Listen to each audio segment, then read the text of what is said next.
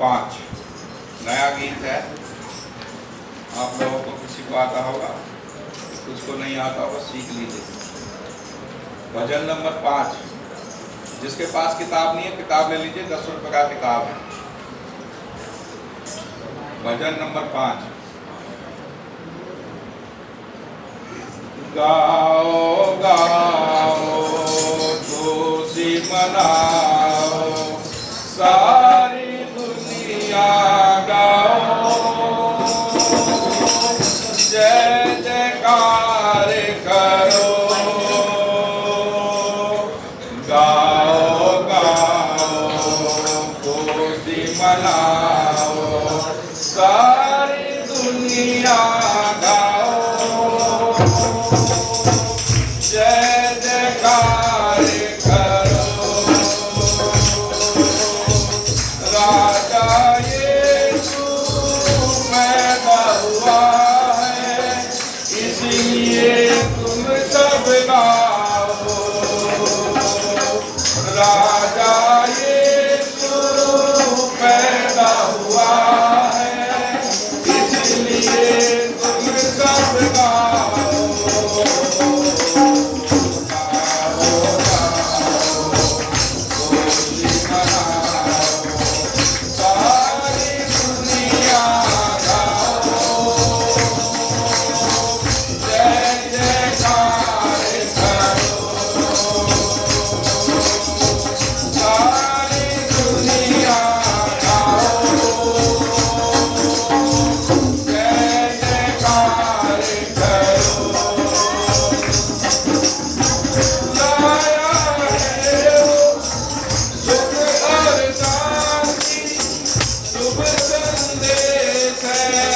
सबके लिए लाया है वो सुख और शांति, शुभ संदेश है सबके लिए। जीवन के जो पथ पर हारे, यीशु के पास तुम आओ, शांति आनंद पाओ।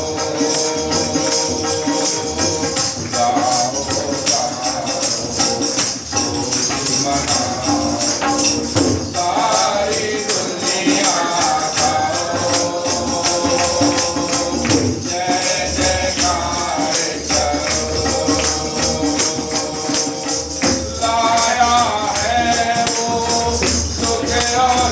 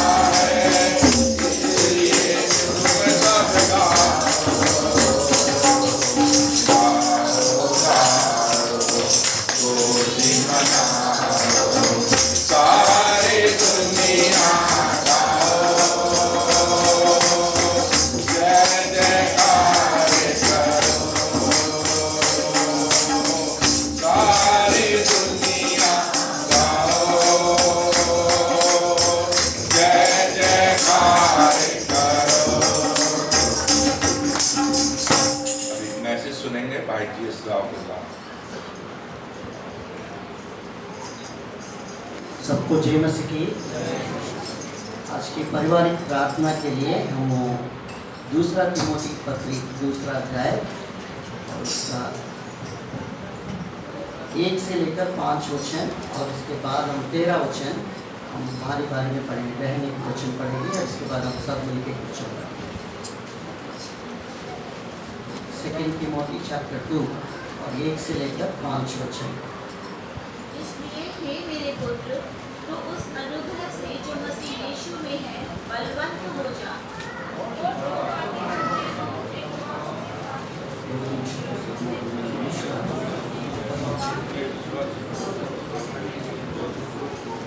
मसीह यीशु के अच्छे योद्धा के समान मेरे साथ दुख उठा।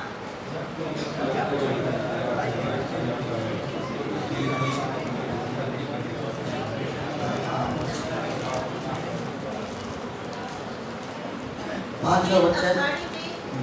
फिर अखाड़े में लड़ने वाला यदि विधि के अनुसार ना लड़े तो मुकुट नहीं पाता।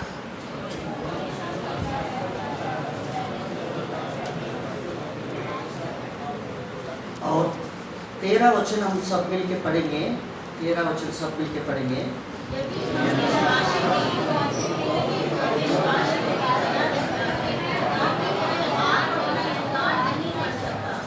आइए प्रभु की सहायता के लिए छोटा प्रार्थना। प्रेमी अनप्रकारी पिता परमेश्वर, फिर से आपकी जीवित उपस्थिति के लिए हम धन्यवाद देते हैं। सुबह भोर को प्रभु जी आपने आपकी स्तुति प्रशंसा बढ़ाई तारीफ करने के लिए प्रभु आपने हमको मौका दिया। और प्रभु जी आपके जीवित वचन के द्वारा आप हमसे बातें कीजिए पारिवारिक प्रार्थना में। और प्रभु जी आपकी विश्वास योग्यता आप हमारे जीवन में प्रकट किया है। और पौलुस तिमोथी को भी इन बातों को प्रकट करते हुए उस अनुग्रह में तुम बलवंत बनते जाओ। जो प्रभु यीशु मसीह के अनुग्रह के द्वारा जो कुछ हमको मिला है वो बातें प्रभु जी लोगों तक पहुंचाना, वो जो बातें प्रभु आप हमको सौंपा है इसके लिए हम धन्यवाद देते हैं। प्रभु जीवित वचन के द्वारा थोड़ा समय आप हमसे बातें करें। आपकी विश्वास योग्यता को हम देखने के लिए प्रभु जी आप हमको सहायता करें। हम तो विश्वास योग्य नहीं, परंतु प्रभु आप हमारे ऊपर प्रभु अपने विश्वास योग्यता प्रकट करते हैं, इसके लिए हम धन्यवाद देते हैं। प्रार्थना हमारा प्रेम उद्धार करता प्रभु यीशु मसीह के नाम से मांगते हैं।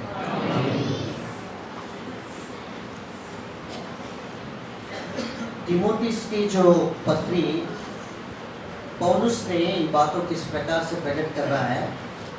एक उद्धार पाए हुए विश्वासी जब उद्धार पाने के बाद प्रभु में आगे बढ़ने के लिए किन किन बातों को ध्यान रखना है, ये बात पौलुस तिमोथी को इन बातों को प्रकट कर रहा है। इसलिए पहली बात में वो कहता है वो एक आत्मिक पुत्र है, वो उसकी खुद का बेटा नहीं, परंतु प्रभु के सुसमाचार के लिए और उनके द्वारा जो तिमोथी की जो उनके द्वारा जो उनकी सेवकाई के द्वारा जो उसको परमेश्वर के अवश्य उसको मिला है, इसलिए वो कहता है ये मेरा पुत्र करके कहता है। देखिए इस वचन पे एक वचन पढ़िए, दूसरा तिमोथी 2 अध्याय 1 वचन। इसलिए हे मेरे पुत्र, तो उस अनुग्रह से जो मसीह यीशु में है बलवंत हो जा। देख हे मेरे पुत्र, क्या वास्तविकता में पौलुस को क्या शादी हुआ है या तो उनका पुत्र है, ऐसा नहीं है। वो आत्मिक एक पुत्र है। इसलिए हमारी सेवकाई में जो भी हमको प्रभु में मिलता है, जो उनके लोग उद्धार पाते हैं, तो उनका आत्मिक रीति से पौलुस एक ढाढ़स दे रहा है। तिमोथुस पौलुस की सेवकाई में एक बड़ा एक योगदान दिया है। इसलिए वो सारी भरोसा पौलुस जो कुछ किया है उन्हीं बातों को पौलुस तिमोथी के ऊपर इस बातों को सौंपना चाहता है। सेवकाई में जिस प्रकार से वो आगे बढ़ा है वही बातों को पौलुस तिमोथी को ढाढ़स देते हुए इन बातों को कहते। इसलिए उस अनुग्रह में बलवंत हो जाओ। जो परमेश्वर के द्वारा जो कुछ हमको मिला है उन बातों को हम आगे को ध्यान रखते हुए उसको आगे बढ़ाना है। और ये पूरा 2 अध्याय में बहुत सारी परमेश्वर की जो राज्य के लिए प्रयास करने के लिए और उसके पीछे चलने के लिए बहुत सारे काम पौलुस तिमोथी को उन बातों को प्रकट करता है। इसलिए दूसरा वचन में कहता है, पढ़िए, और जो बातें तुमने बहुत से गवाहों के सामने मुझसे सुनी है हाँ उन्हें विश्वासी मनुष्यों को सौंप दे। देखो, विश्वास मनुष्य को सौंप दे। ये जो सेवा हमको जो मिलती है वो हमारी तक सीमित नहीं रखना है। जो कुछ जो सेवा हमको आत्मिक रीति से मिला है हम एक दूसरा को सौंपना है। इसलिए ईच वन कैच वन, एक व्यक्ति एक दूसरे व्यक्ति को पकड़ता है और उधर तक ही स्टॉप नहीं होना है, वो काम आगे बढ़ते जाना है, ना केवल अपने तक सीमित रखना है और वो काम को दूसरा तक भी पहुंचाना है। पौलुस के द्वारा जो कुछ तीमुथियुस को उन्होंने सिखाया गया, जो कुछ उनको बताया गया, वो सारी शिक्षा को जो विश्वास योग्य जो मनुष्य है जो आपकी सेवकाई में दिखाई पड़ते हैं, उन लोगों को देखकर उसको क्या करना, उसको सौंपना करके कह रहे हैं। और ना केवल इतना बात है, और उसमें परमेश्वर के लिए उन बातों को सौंपने के लिए बहुत सारी सामना ही कठिनाई परिस्थिति में भी हमको उसको सामना पड़ता है, तो उस समय में डरना नहीं, एक सैनिक रूप से हर एक समस्या को क्या करना है, उसको फेस करने के लिए, उसको सामना करने के लिए हमेशा तैयार रहना करके इन बातों को प्रकट कर। देखिए 3 और 4 वचन को भी पढ़ेंगे, 3 और 4 वचन। हाँ, मसीह यीशु के अच्छे योद्धा के समान मेरे साथ दुख उठा। हाँ, जब कोई योद्धा लड़ाई पर जाता है तो इसलिए कि उस अपने भर्ती करने वाले को प्रसन्न करे, अपने आप को संसार के कामों में नहीं फंसाता। देखिए, इसलिए हम अपने जीवन को, जो शेष जीवन जो भी परमेश्वर की ओर से हमको मिला है, उन बातों को हम क्या करना है, उनके लिए कितना भी दुख उठाना पड़े तो उसको दुख उठाना है। सैनिक जिस प्रकार से अपने शरीर को काबू में रखते हैं, इस प्रकार से हम भी परमेश्वर की नायक सैनिक रूप में रहकर परमेश्वर के काम को आगे बढ़ाना है। और ना केवल इतना तक वो सीमित नहीं रखा है, ये परमेश्वर के राज्य और उसके काम को हम किस प्रकार से आगे बढ़ाना है, इसलिए उसके लिए कितना भी कीमत और कितना भी जो रकम चुकाना पड़े तो उसको और चुकाने के लिए हम हमेशा तैयार भी रहना है। पौलुस अपनी बातों की गवाही के रूप में ये भी प्रकट करता है। देखिए 8 और 9 वचन पढ़ेंगे, 8 और 9 वचन। यीशु मसीह को स्मरण रख, हाँ, जो दाऊद के वंश से हुआ हाँ, और मरे हुओं में से जी उठा, हाँ, और यह मेरे सुसमाचार के अनुसार है, हाँ। जिसके लिए मैं कुकर्मी के समान दुख उठाता हूँ। देखो, कुकर्मी के समान मैं दुख उठाता हूँ और यहाँ तक कि कैद भी हूँ। कैद में। देखिए, पौलुस कुछ काम नहीं किए, कुछ गलत काम नहीं किया, फिर भी वो कुकर्मी में समान वो क्या कर रहा है, ये दुख उठाते हुए अपने जीवन के संसार में बिता रहा है। तो इस कारण से परमेश्वर की और से जितना भी दुख हमारे जीवन में आते हैं तो वो उसको उठाने के लिए हम करना, क्योंकि परमेश्वर हमको विश्वास योग्य समझकर परमेश्वर हमके काम सौंपा है। इसलिए पौलुस परमेश्वर की विश्वास योग्यता के बारे में भी इन बातों को प्रकट करते। देखिए 11 वचन से कुछ वचन को पढ़ेंगे। यह बात सच है कि यदि हम उसके साथ मर गए हैं तो उसके साथ जिएंगे भी। हाँ, यदि हम धीरज से सहते रहेंगे तो उसके साथ राज्य भी करेंगे। यदि हम उसका इनकार करेंगे तो वह भी हमारा इनकार करेगा। हाँ, यदि हम अविश्वासी भी हों हाँ। तो भी वह विश्वास योग्य बना रहता है। देखो, हम भी इस विश्वास, कई बार परमेश्वर हमारे ऊपर हम इतना फेथफुल नहीं है, परंतु परमेश्वर है ना अपने फेथफुल हमारे ऊपर है ना विश्वास योग्यता को प्रकट करना। परमेश्वर की किस प्रकार से हमारे ऊपर अपने विश्वास योग्यता, अपनी जो फेथफुलनेस हमारे ऊपर दिखाए। कई बार हम फेथफुल नहीं रहा, कई बार परमेश्वर के काम करने में कई बार हम लापरवाही किया होगा, कई बार हमारे जीवन में परमेश्वर जो भी हमको दिया होगा उन बातों को हम वो नहीं कर पाए। हम कई बार विश्वास योग्य नहीं है, परंतु ऐसी विश्वास नहीं होने वाले इंसान के ऊपर परमेश्वर अपनी विश्वास योग्यता को प्रकट कर रहा है। कितना अद्भुत बात है, कैसा परमेश्वर हमारे ऊपर विश्वास योग्यता को प्रकट किया है। तो 3-4 बातों को हम देखेंगे। सबसे पहला, परमेश्वर हमारे ऊपर विश्वास योग्यता को प्रकट किया जब हम हमारी स्थिति, हमारा परिस्थिति कैसा था, हम पाप की स्थिति में हमारा स्थिति था, ऐसी समय में परमेश्वर अपनी विश्वास योग्यता को प्रकट किया। देखिए पहला कुरिन्थियों की पत्री में पहला एक वचन को पढ़ेंगे, पहला जॉन 1:9 वचन पढ़ेंगे। पहला यूहन्ना 1 अध्याय का 9 वचन। यदि हम अपने पापों को मान लें हाँ। वह हमारे पापों को क्षमा करने और हमें सब अधर्म से शुद्ध करने में विश्वास योग्य और धर्मी है। देखो कैसा परमेश्वर विश्वास योग्यता हमारे ऊपर प्रकट कर रहा है। सबसे पहला हमारे जीवन में हमारे पापों में परमेश्वर अपने विश्वास योग्यता हमारे ऊपर इस प्रकार से प्रकट किया। हमारे अंदर हम पाप और अपराध में मरे हुए थे। ऐसे समय में परमेश्वर अपने ऊपर अपने विश्वास योग्यता प्रकट किया।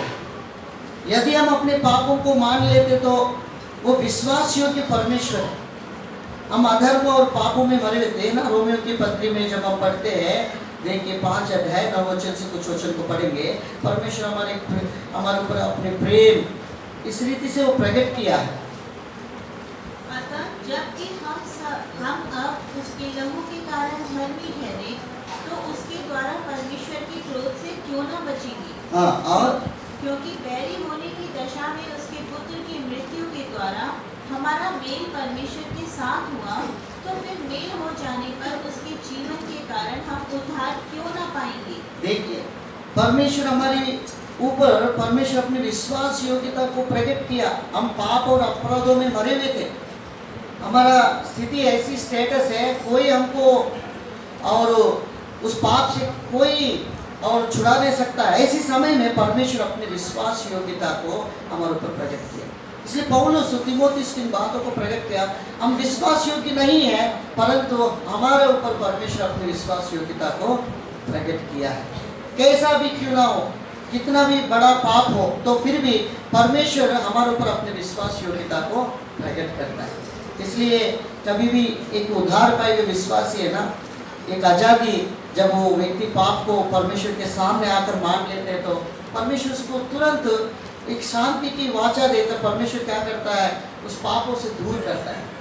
इसलिए कोई भी अधर्म काम हमारे अंदर होते तो तुरंत प्रभु के पास आए, और प्रभु के पास आकर क्षमा मांगने से परमेश्वर है ना अपनी विश्वास योग्यता हमारे ऊपर प्रकट कर देता है।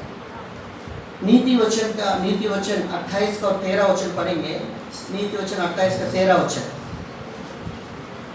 जो अपने अपराध छिपा रखता है उसका कार्य सफल नहीं होता, परंतु जो उनको मान लेता और छोड़ भी देता है उस पर दया की जाएगी। दया कीजिए। परमेश्वर कब हमारे ऊपर दया करेंगे, कब परमेश्वर हमारे ऊपर अपनी विश्वास योग्यता को प्रकट करता है।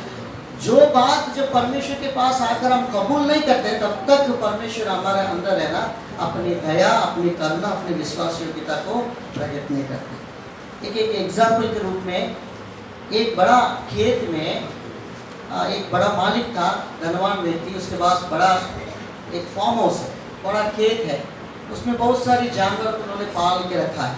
उसमें कई मुर्गी, कई बतख को भी उन्होंने क्या किया था, उस फार्म हाउस में उन्होंने रखा है। कुछ दिनों के बाद उसमें 2 लोग काम करते थे, और वो 2 लोग में एक व्यक्ति को खाना बनाने का काम था, एक दूसरा को वो देखभाल करने के काम उसको सौंपा गया। जो देखभाल करने वाला व्यक्ति मुर्गी को और उस बतख को लेकर जाकर उसको खाना खिलाता था और उसको वापस लेकर आता था। एक दिन खाना खाते खाते दोनों, ये मुर्गी एक बतख से लड़ाई कर रहा है। जब लड़ाई करते करते समय में उन्होंने क्या किया, तुरंत एक लाठी पकड़ा, वो लाठी से उन्होंने जोर से मारा। मारने के बाद वो लाठी उसको, जो बतख को उसको जोर से लग गए, तो वो तुरंत उधर की उधर ही मर गया। और मरने के बाद ये व्यक्ति देखा, अभी मेरा मालिक को पता चलेगा तो वो क्या करेगा, मेरे को जरूर क्या करेगा, नौकरी से निकाल देगा करके, इसको पता नहीं चलना करके उन्होंने क्या किया, धीरे धीरे जाकर उसको बतख को पकड़ लिया। उन्होंने क्या कर दिया, एक गड्ढा खोदा और उसमें डाल के उन्होंने दफना दिया। वो दूर से जो खाना जो बनाने वाला व्यक्ति उसको देख लिया है। कौन देख लिया है? जो खाना बनाने वाला, उसको दूर से देख लिया। और देखने के बाद और उसने वो जो रखवाली करता है उससे ब्लैकमेल कर रहा है। किस प्रकार से ब्लैकमेल मतलब है, उस बार बार उसको सता रहा है, मैंने तुमको देख लिया है, मैंने स्वामी को बता दूंगा, जो मालिक है उसको मैं खबर दे दूंगा।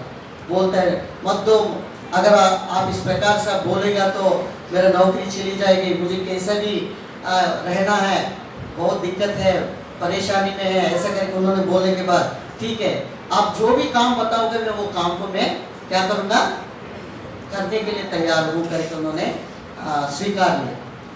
वो जो व्यक्ति एक बतख उन्होंने मारा अनजाने से, मतलब वो जानबूझ के नहीं मारा है, उस कारण से उस पाप को मतलब उन्होंने जो भी काम किया उसको छुपाने के लिए एक दूसरा व्यक्ति के अंदर इतना काबू बन गया है, वो कपड़ा देता तो कपड़ा धोता था, ये व्यक्ति को खाना आता तो जो काम सौंपता था वो सारी खाना इसी से काम कराता था, बर्तन धुलवाता था, सारी सुबह से लेकर शाम तक है ना सारी काम उस व्यक्ति से करवाता था।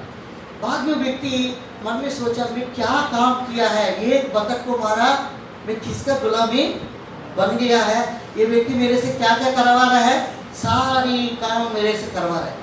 बात में ऐसी बचा रहा है, बोलता है कुछ भी ऐसे बात होते थे, अगर कुछ भी उसके विरुद्ध में होते तो मैं मालिक को बता दूंगा, बोलने से नहीं बताना करके इस प्रकार से लगभग 1 साल तक, कितना 365 दिन वो व्यक्ति इस व्यक्ति के पीछे काबू में रखते हुए बहुत सारी दबाव देते हुए इसे काम करने लगा।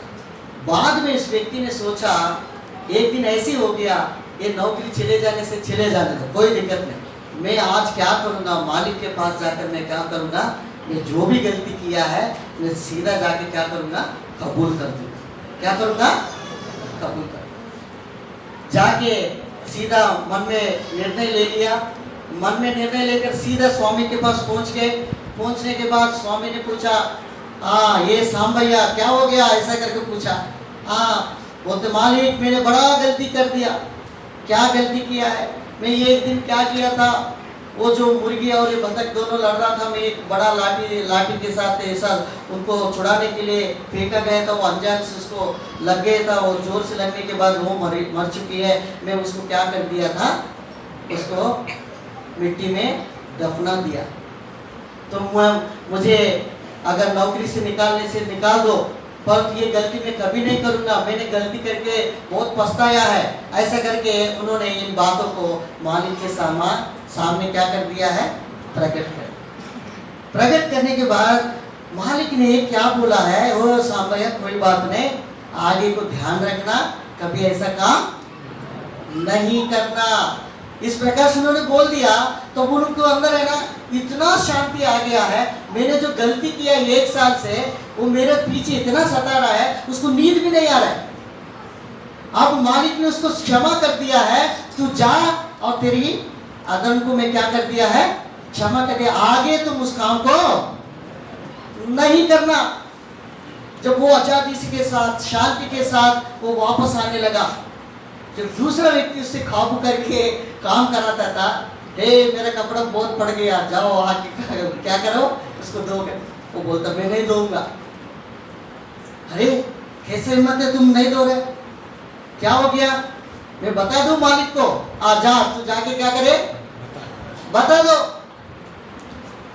कुछ भी बता दो, मैं कोई फर्क नहीं पड़ेगा। मैं तो सीधा जाके मैंने मालिक से क्या कर दिया है, माफी मांग। कई बार शैतान हमारे जीवन में भी ऐसी काबू कर लेता है, छोटा छोटा गलतियों को छुपा कर रखते हैं। शैतान हम ऐसी प्रकार से टॉर्चर करता है, तो हम भी कई बार क्या होता है, उस काबू में हो जाते हैं। इसलिए अभी हम परमेश्वर को वचन पढ़ेंगे। नीति वचन 28-13 वचन में लिखा है, जो भी गलती हम करते तुरंत हमारा पास ऐसी परमेश्वर है, वो ऐसी विश्वास योग्य परमेश्वर है, तेरी पाप और अपराधों को क्षमा करने में निरंतर तत्पर रहता है। पढ़िए उस वचन को।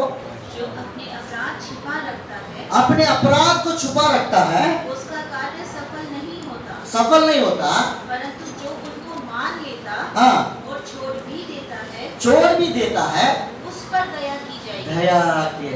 उस व्यक्ति के ऊपर दया की। उन्होंने अपराध किया, उस अपराध को छुपाने के लिए 1 साल उन्होंने समय लिया।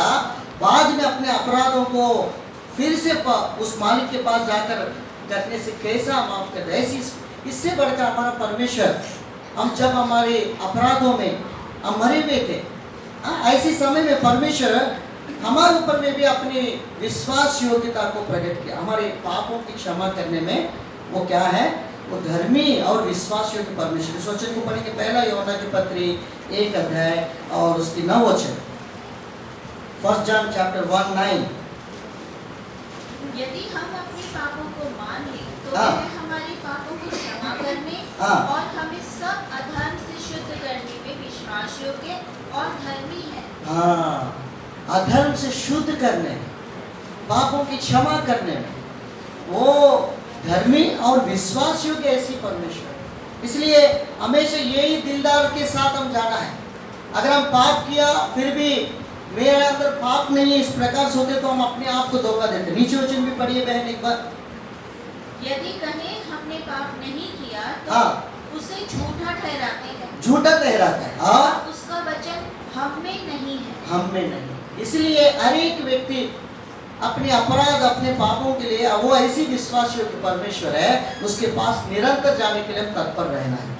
कई बार हम क्या करते हैं, उस बातों को जानने के बावजूद भी हम नहीं जाते तो वो शैतान हमारे ऊपर राज करते, हमको दबाव करते। जिस प्रकार से उस व्यक्ति को दूसरा व्यक्ति काबू करके सारी काम कराते थे, इसी प्रकार से शैतान भी हमको तू इधर मत जाओ उधर मत जाओ, प्रभु का काम छोड़ो, इस प्रकार से वो पूरा आपके काबू में रखकर आपके अंदर इस शांति को क्या कर देता है, छीन लेता है। उस दिन उन्होंने इतना तसल्ली पा लिया, इतना शांति पा लिया, उन्होंने अपने पापों को अंगीकार कर दिया, उसने छुपा हुए जो भी बात उस प्रकट कर दिया। तो ये वो विश्वास योग्य परमेश्वर है। सबसे पहला हमारी अपराधों में, अपना पापों को क्षमा करने में, वो अधर्म को क्षमा करने में वो विश्वास योग्य परमेश्वर है। दूसरा, अपने में संगति करने में वो विश्वास योग्य परमेश्वर है। देखिए पहला कुरिन्थियों की पत्र 1 अध्याय 9 वचन में दूसरा विश्वास योग्यता, हम विश्वास योग्य नहीं है परंतु परमेश्वर हमारे ऊपर अपनी विश्वास योग्यता प्रकट कर रहा है। इसलिए प्रकट कर रहा है ताकि हम वो उसके साथ और संगति करें। देखिए एक पहला कुरिन्थी 1 का 9 वचन, परमेश्वर सच्चा है, परमेश्वर सत्य है जिसने तुमको अपने पुत्र हमारे प्रभु यीशु मसीह की संगति में बुलाया है। हाँ, संगति में बुलाया। परमेश्वर आपसे संगति करना चाहता है, वो संगति करने में विश्वास परमेश्वर है। हमारी जैसा लोगों से कोई संगति करने के लिए कोई लाइक नहीं हमारे अंदर, परंतु परमेश्वर स्वयं पुत्र यीशु आपके साथ मेरे साथ क्या करना चाहता है, संगति करना चाहता है, फेलोशिप। वो फेलोशिप करने में विश्वास योग्य परमेश्वर है। अपनी फेथफुल इन द फेलोशिप करके लिखा, मतलब वो अपनी विश्वास योग्यता हमारे ऊपर संगति करने, हमारा संगति किसके किन किन के साथ है। देखिए यूहन्ना की पत्री में लिखा, पहला यूहन्ना की पत्री 1 अध्याय और 3 वचन में हमारा संगति पुत्र के साथ है, पिता के साथ है और पवित्र आत्मा के साथ है। देखिए जो कुछ हमने देखा और सुना है हाँ। उसका समाचार तुम्हें भी देते हैं, हाँ। इसलिए कि तुम भी हमारे साथ सहभागी हो। हाँ। और हमारी यह सहभागिता हाँ। पिता के साथ और उसके पुत्र यीशु मसीह के साथ है। हाँ, पिता के साथ और पुत्र यीशु के साथ संगति करना बहुत जरूरी है। एक व्यक्ति 6 महीना प्रभु के साथ संगति, एक संसार में कहावत है, अगर 6 महीना एक बुरा व्यक्ति एक अच्छा व्यक्ति के साथ संगति करेंगे, दोनों में कोई ना कोई बदल जाएगा। वो कितना समय चाहिए, 6 महीने। अगर आप प्रभु यीशु के साथ 6 महीना संगति करें तो पुत्र के साथ जो संगति है आपके अंदर बहुत सारी परिवर्तन लेकर आ सकते। इसलिए हमारी जो संगति पहले संसार में हम परमेश्वर के दूर थे। एफेसियों की पत्री में इस प्रकार से लिखा, हम दूर थे, हम अपनी कस्टम्स अपने रीति रिवाज में चलते थे, हमारे संसार के साथ हमारे मेल मिलाप थे और उसके साथ हम चलते थे। और पुत्र यीशु ने, प्रभु यीशु मसीह ने अपनी संगति में हमको क्या किया था, निमंत्रण दिया, बुलाया, तो आके देख मेरे साथ संगति करे। तो संगति करने के द्वारा परमेश्वर अपनी विश्वास योग्यता हमारे ऊपर प्रकट करते हैं। तीसरा बात, एक वचन को पढ़कर हम आगे बढ़ेंगे और अंतिम प्रार्थना में भी हम जाएंगे। इब्रानियों की पत्री 10 अध्याय और उसका 23 वचन, परमेश्वर अपनी विश्वास योग्यता किन में प्रकट करते हैं। जो वायदा करते हैं वो वायदा पूरा करने में हमारा परमेश्वर हमेशा विश्वास योग्य है। वो वायदा को करता है और वायदा को पूरा भी करने में वो विश्वास योग्य परमेश्वर है। पढ़ेंगे 10-23 वचन। आओ हम अपनी आशा के अंगीकार को दृढ़ता से थामे रहें, हाँ। क्योंकि जिसने जिसने प्रतिज्ञा की है वह सच्चा है। वो सत्य है, इज द फेथफुल। वो ऐसे विश्वासियों की परमेश्वर है, वो आपसे जो भी वायदा किया है वो वायदा देकर वो मुकरने वाला नहीं है, वो वायदा पूरा करने वाला है। इसलिए रोमियो की पत्री 4:21 में भी लिखा है 4:21,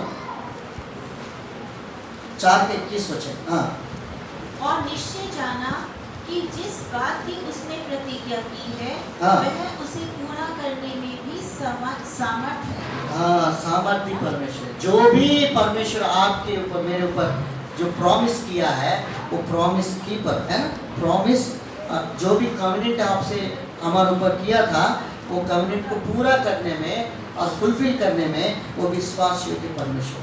इब्रानियों की पत्री 11:11 में ये अब्राहम और सारा के जीवन में प्रभु ने जो भी उनको बोला गया है वो करने में वो विश्वास योग्य परमेश्वर था। देखिए विश्वास से सारा ने आप बूढ़ी होने पर भी गर्भ धारण करने की सामर्थ पाई, क्योंकि उसने प्रतिज्ञा करने वाले को सच्चा जाना था। देखो, प्रतिज्ञा करने वाला को सच्चा जाना, इज द फेथफुल गॉड।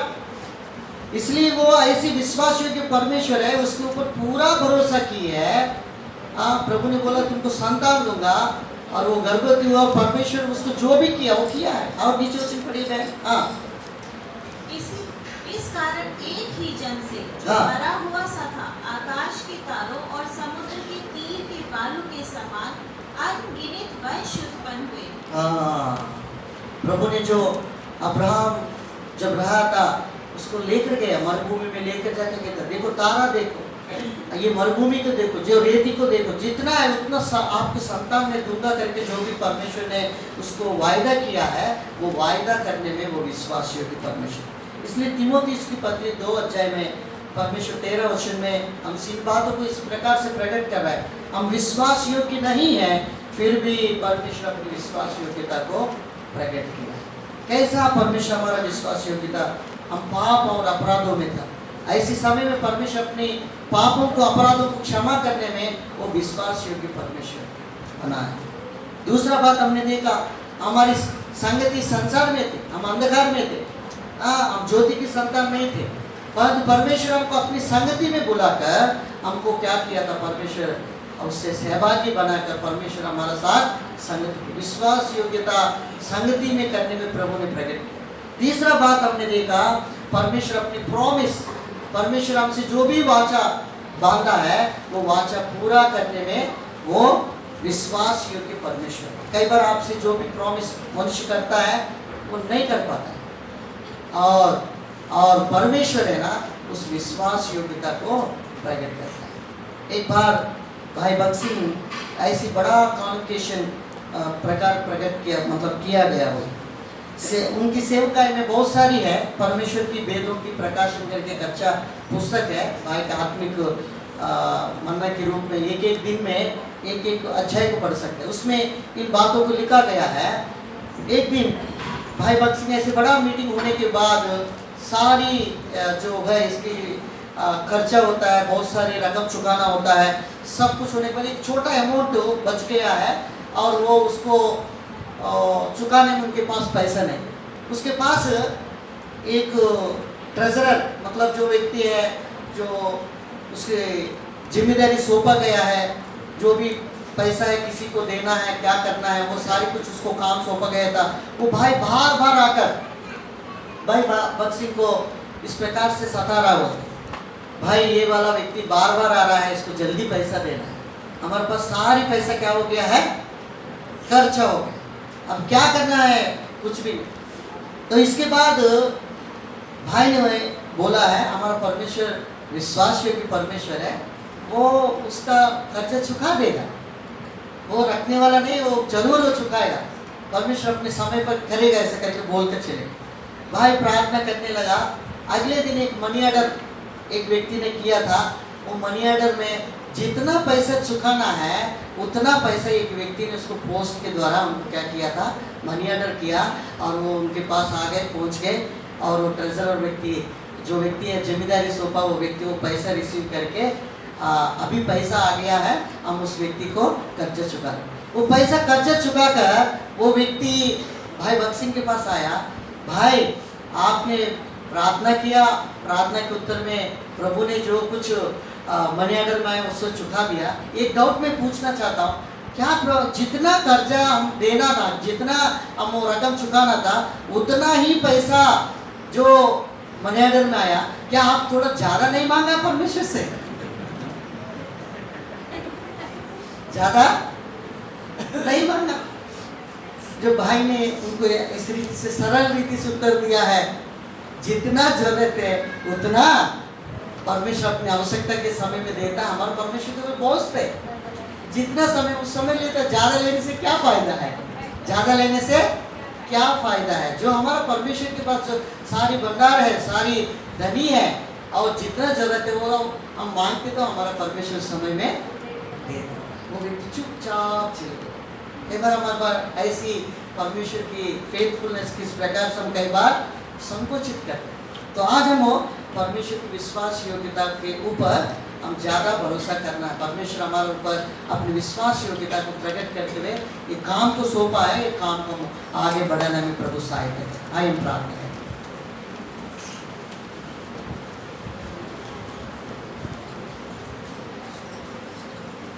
आइए हम प्रार्थना करें। प्रेमी अंतरकारी पिता परमेश्वर, फिर से आपकी जीवित उपस्थिति के लिए हम धन्यवाद देते हैं। दूसरा तिमोथी 2:13 के अनुसार आप अपनी विश्वास योग्यता आप हमारे ऊपर प्रकट किया है। पाप और अपराधों को क्षमा करने में आपने अपनी विश्वास योग्यता को प्रकट किया, और प्रभु जी संगति करने में अपनी विश्वास योग्यता को प्रकट किया।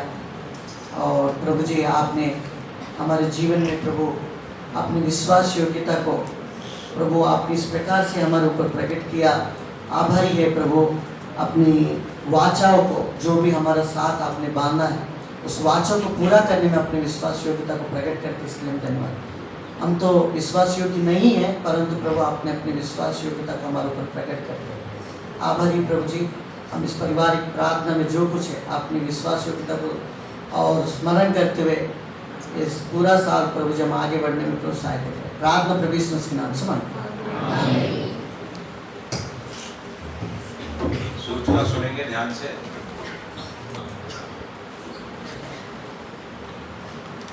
कुछ भाई बहन लोग कमरा जब खाली करके आते हैं तो पंखे लाइट जला रहता है, उस चीज़ के लिए विशेष ध्यान रखें। आप लोग जब भी कमरे से बाहर निकलते हैं तो अपना कमरे का स्विच, लाइट, पंखा सब बंद करके कुंडी लगा के तब आइएगा। और कोई भी भाई बहन बर्तनों को अपने कमरे में ना ले जाए। छोटे बच्चों को विशेषकर बहन लोग ध्यान रखें। जो लैट्रिन का स्थान है उस स्थान के अंदर आपको कोई भी डायपर, पन्नी, कागज इत्यादि जैसी चीज़ों को नहीं फेंकना है, क्योंकि यदि हम उसको फेंकेंगे तो ब्लॉक हो जाएगी, बंद हो जाएगी। उससे पूरी लैट्रिन तोड़ना पड़ेगा स्कूल को। तो स्कूल का हमें नुकसान नहीं करना है, ये विशेष बहन ध्यान रखें। कोई भी बच्चा है उसका डायपर आप कूड़ेदान में डालिए। और रात में बहुत से भाई बहन समय पर नहीं सोते। 10 बजे सोने का समय है, लाइट बंद करने का समय है। 10 बजे आप आराम करिए ताकि सुबह जल्दी से आप लोग उठ सकें। ये अगर कंपटीशन करा जाए बाइबल खोलने का, ये चैप्टर निकालिए तो मैं समझता हूँ हमारी बहन नीतू फर्स्ट आ जाएगी, है ना। लाइट जलाते जैसे लाइट जल जाता है ना, वैसे फट से वचन आपको सुनने को मिलता है ना, वो हमारी बहन नीतू करती है सेवा इसको। तो बहन लोग ट्रिक सीख के जाओ बहन से, वो प्रभु ने कैसा अनुग्रह उनको दिया है, सीख के जाना। भाई लोग भी सीख सकते हैं ना, खोजते रहते हैं इधर उधर। अच्छी बात, अच्छी चीज़ें सीखनी चाहिए। हम भजन गाएंगे, देखिए पीछे से एक साथ गुच्छा का गुच्छा मत उठिए, कुछ भजन गाओ, आधा भजन तो कम से कम गाओ, फिर धीरे धीरे से ऐसे ऐसे ऐसे करके बहन लोग पीछे से उठना शुरू करेंगे। तो भाई लोग भी ऐसे ऐसे करके सीखिए, थोड़ा अनुशासन है ना। हम भजन नंबर गाएंगे 16 पर परमेश्वर अपने पवित्र नगर, भजन नंबर 16। परमेश्वर